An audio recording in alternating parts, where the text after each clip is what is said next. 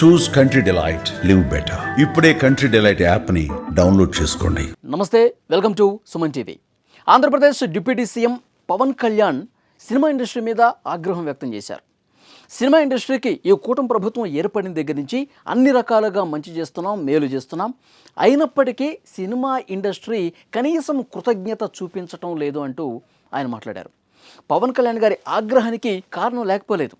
ఎందుకంటే కూటమి ప్రభుత్వం వచ్చిన దగ్గర నుంచి సినిమా ఇండస్ట్రీకి సంబంధించిన నిర్మాతలు ఎవరు ఏ పెద్ద సినిమా నిర్మించినా వాళ్ళ సినిమాకి సంబంధించిన టికెట్లు పెంచుకోవాలన్నా ఎవరు కలిసినా సరే చాలా సానుకూలంగా స్పందించి గత ప్రభుత్వం లాగా మంది కాదు, సినిమా ఇండస్ట్రీ బాగు కోసం, సినిమా ఇండస్ట్రీ అభివృద్ధి కోసం మనం ఎప్పుడూ కూడా ముందుంటాం, కలిసి సమస్యను పరిష్కరించుకుందాం, సినిమా ఇండస్ట్రీ అభివృద్ధికి పాటుపడదామని చెప్పి నిర్మాతలతో మాట్లాడుతున్నారు. వాళ్ళు టికెట్ రేట్లు పెంచుతున్నారు. ఇంకా సినిమా ఇండస్ట్రీకి ఏ సమస్య ఉన్నా సరే ఒక అడుగు ముందుకేసి పవన్ కళ్యాణ్ గారు చొరవ తీసుకుని అన్ని సమస్యల్ని పరిష్కరిస్తున్నారు.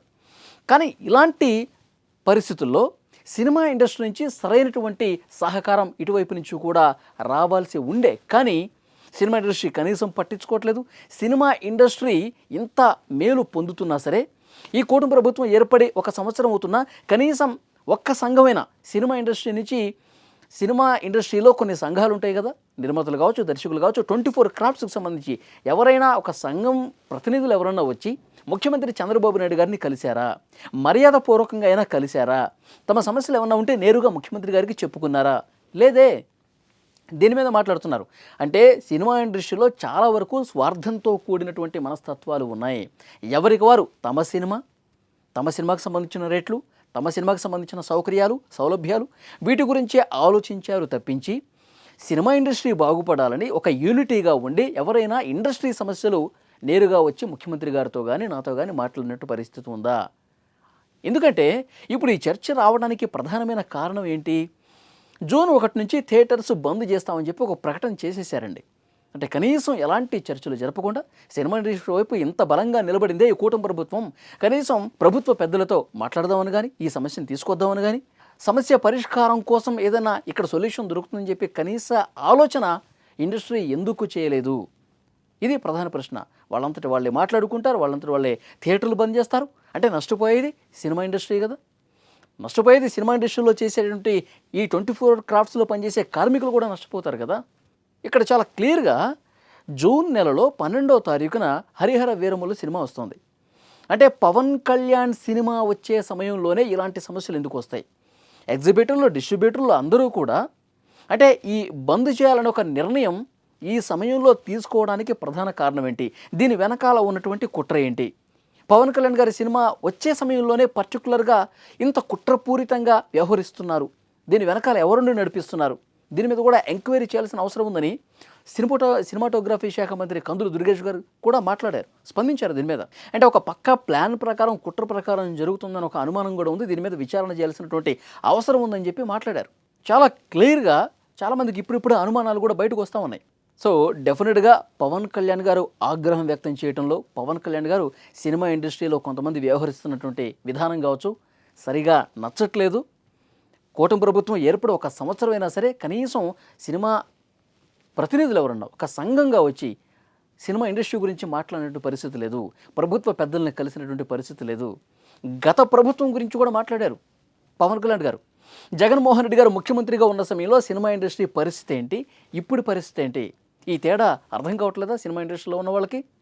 గతంలో ఎట్లా ఉండేది పరిస్థితి? జగన్మోహన్ రెడ్డి గారు ఏం చేశారు? తమకు అనుకూలంగా ఉన్న వాళ్ళ పట్ల ఒక రకంగా, తమకు వ్యతిరేకులు, వీళ్ళు మనకి సానుకూలంగా ఉండరు అన్న వాళ్ళ పట్ల ఎంత దారుణంగా ప్రవర్తించారో ఆ తేడా గమనించలేదా సినిమా ఇండస్ట్రీలో ఉన్నటువంటి పెద్దలు? తమకు అనుకూలంగా లేరు వీళ్ళు, మన పార్టీ కాదు అనుకుంటే ఎంత దారుణంగా ప్రవర్తించారో తెలియదా? ఇవన్నీ సినిమా ఇండస్ట్రీలో ఉన్నవాళ్ళు మర్చిపోయారా? ఆ ప్రభుత్వానికి ఈ ప్రభుత్వానికి ఎంత తేడా ఉందో తెలియలేదా?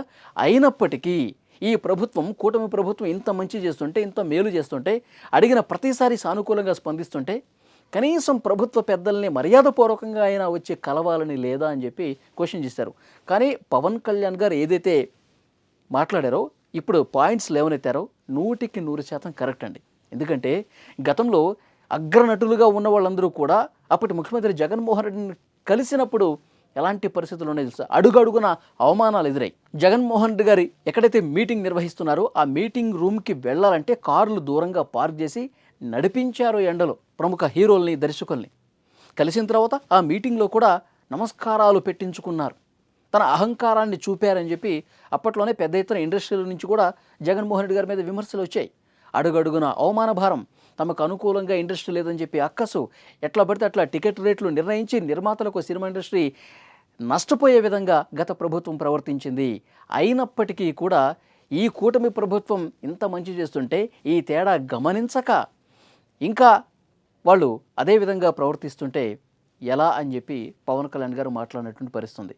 సో ఇప్పటికైనా ఈ తేడా గమనించి కూటమి ప్రభుత్వం ఎంత సానుకూల వైఖరితో ఉందో అబ్జర్వ్ చేసి నడుచుకోవాల్సినటువంటి అవసరం ఉంది అని చెప్పి పవన్ కళ్యాణ్ గారు అభిప్రాయపడుతున్నారు. తన సినిమా రిలీజ్ అప్పుడే ఈ విధంగా థియేటర్లు బంద్ ప్రతిపాదన తీసుకురావడానికి కారణం ఏంటి, దీని వెనకాల ఎవరుండి నడిపిస్తారో కూడా తేలాలని చెప్పి మాట్లాడుతున్నటువంటి సిచ్యువేషన్ ఉంది. సో డెఫినెట్గా ఈ అనుమానాల మీద, ప్రస్తుతం జరుగుతున్నటువంటి ఈ పరిణామాల మీద ఫ్రెండ్స్ మీరేమనుకుంటున్నారో కామెంట్ రూపంలో తెలియజేయండి. పవన్ కళ్యాణ్ గారు చెప్పినటువంటి విషయాల పట్ల అందులో వాస్తవం ఉందా లేదో కూడా కామెంట్ రూపంలో తెలియజేయండి. Thank you.